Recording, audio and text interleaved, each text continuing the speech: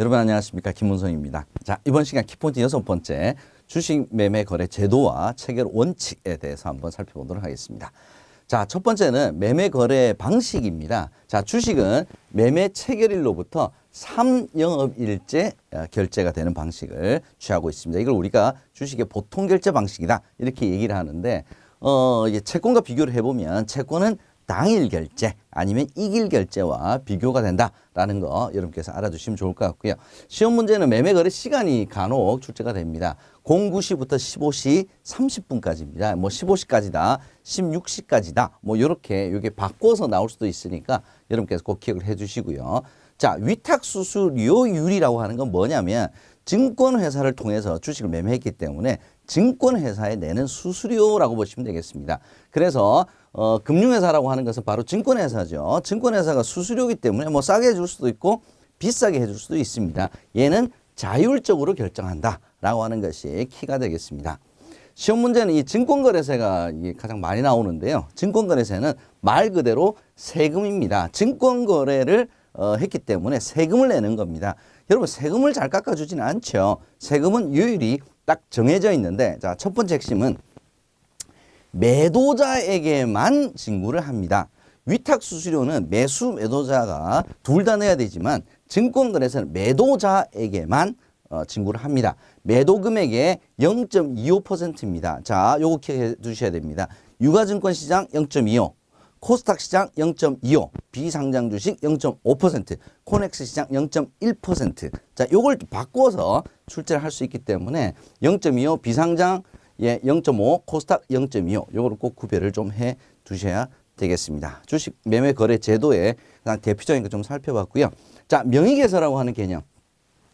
명의개설은 뭐냐면 명의를 바꿔서 쓴다라고 하는 겁니다. 자, 주식시장에는 수많은 투자자들이 있습니다. 사고 팔기도 하죠. 그죠? 자, 그러면 진짜 내가 이 주식을 소유했다라고 하는 것을 실은 어떻게 보면 확정하는 절차다 이렇게 보시면 되겠습니다. 그래서 명의개설을 이름을 바꿔 써야 됩니다. 나한테 주식을 판 사람, 그죠? 제가 만약 주식 샀다면 판 사람 이름을 지우고 제 이름을 쓰는 것을 명의개설하고 얘기를 합니다. 그래야 주주로서의 권리, 즉 의결권, 배당권, 자녀재산 분배권 등과 같은 주주가 로서의 권리가 이제 생기는 겁니다. 명의개설 여러분께서 꼭 알아두시면 좋을 것 같고요.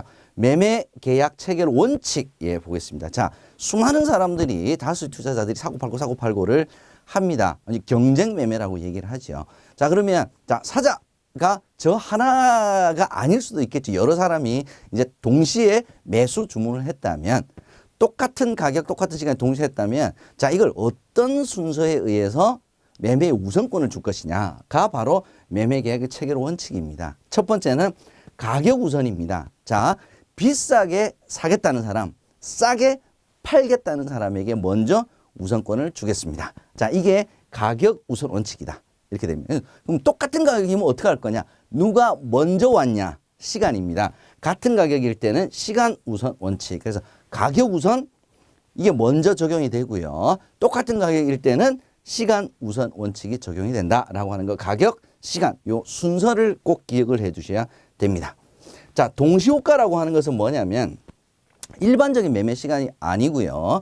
예를 들어서 주식시장이 장이 끝마쳤습니다. 그럼 그 다음날 아침까지 주식시장이 쉽니다. 이 쉬는 사이에 수많은 주가에 영향을 미칠 수 있는 일들이 발생을 할 수가 있습니다. 그래서 예를 들어서 오늘 종가가 10,000원으로 끝났으면 내일 아침에 10,000원으로 시작하는 게 아니에요. 어떻게 하냐면 장이 열리기 전에 일정 시간 동안 사자 팔자를 일단 주문을 받습니다. 받아서 가중평균 가격으로 시작을 합니다.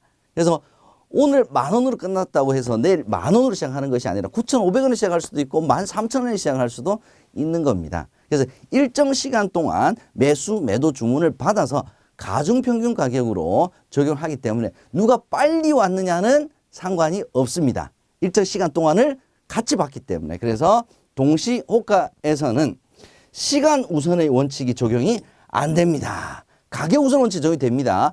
시간은 별 중요하지 않습니다. 일정 시간 동안 봤기 때문에 이거 중요하고요. 시간 외 종가 매매. 자, 시간 외라고 하는 것은 정규 시간 외에 종가로만 거래가 되는 겁니다. 즉 3시 30분에 끝났죠? 10,000원에 끝났습니다. 그러면 장이 끝마치고 난 다음 일정 시간 동안 18시까지 10,000원으로만 거래를 하게 되는 겁니다.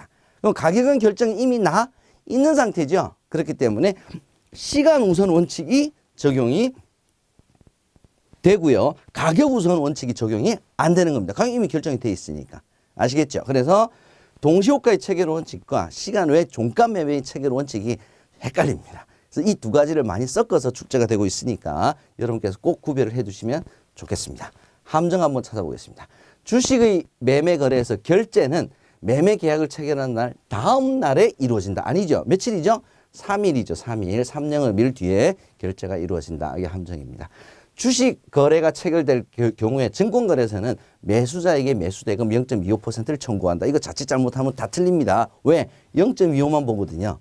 0.25가 중요한 게 아니라 이 지문에서는 매수자에게 지급을 한다. 매도자에게 지급을 하는 거죠. 그래서 얘가 틀렸습니다. 세 번째, 코스닥 시장에서 양도되는 주권에 대해서는 0.15%가 아니라 0.25%입니다. 0.25. 얘가 이제 세금 틀렸죠. 마지막으로 거래소 시장에서 매매 거래를 할 수 있는 자는 거래소에 회원으로 등록된 일반 투자자에게 한정되어 있는 것이 아닙니다. 일반 투자자는 반드시 증권회사, 금융투자회사를 통해서 거래할 수 있게 되어 있기 때문에 거래소에 회원으로 등록된 것은 일반 투자자가 아니라 금융투자회사가 맞습니다. 저는 다음 시간에 다시 또 찾아뵙도록 하겠습니다. 고맙습니다.